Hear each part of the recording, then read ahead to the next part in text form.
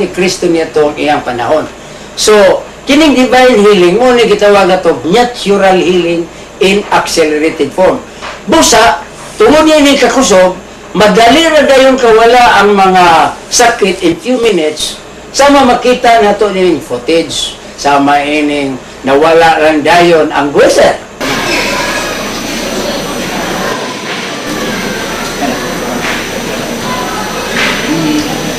Ha? Naman? Nawala na! Mawala ang cyst. This is the original pain. It could not cure, and the replacement was erroneous enough. In the name of Jesus, I cast away this misalignment and assistance. In the name of Jesus of Nazareth, I cast away this misalignment. I cast away this pain, and Lord, heal cancerous cells. Dissolve all the cancerous cells and normalize their life. I ask this in you. Kamay na. Ito, wala na. Ito, wala na. Praise the Lord!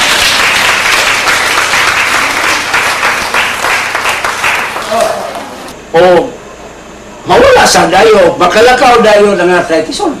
Sama niyo makita nini itong footage. Yes, separate niyo sa iya arthritis.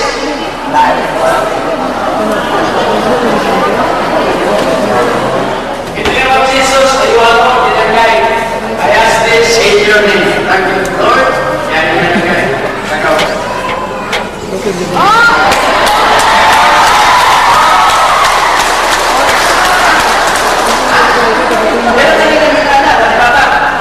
Kadaghaman gud nimo mga amigo Brad nga mura o magduda, no magduda kung tinuod ba gyud ning imong therapy nga gigasahan ka sa atong Ginoo.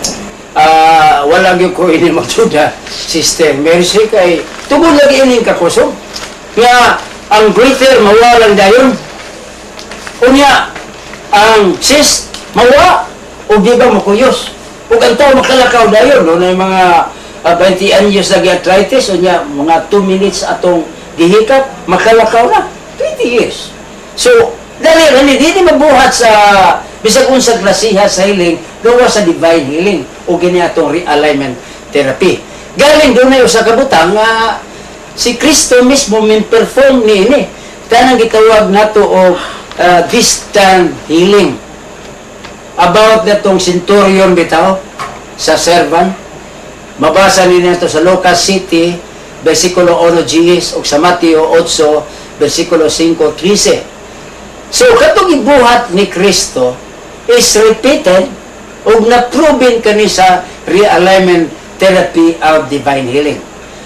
God requested me twice, aron mahibawaan ni. Ako man yung gi-announce sa radyo, nga ang Santo Papa, si Paul John II, nahibaw naman yun nato nga doon na siya parking services nga magkurog di galing sa kakupot bisan na lang sa iyang speech di ko sa kakupot kanya natong una via dream last November 203 ipadamgo ko niya o ikaduha pag-visit ni President Bush last June 4, 2004 kay 58th anniversary ito sa Didi sa TV live pagtanaw pa na ako kay mintanaw ko sa TV minbalit man ang parking services side by side with President Bush.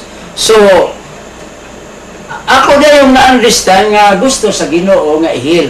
Munang nahitabo nga without the knowledge of Pope John Paul, pero with the request of God, ang Santo Papa niya to dito sa Rome, and I was in my room.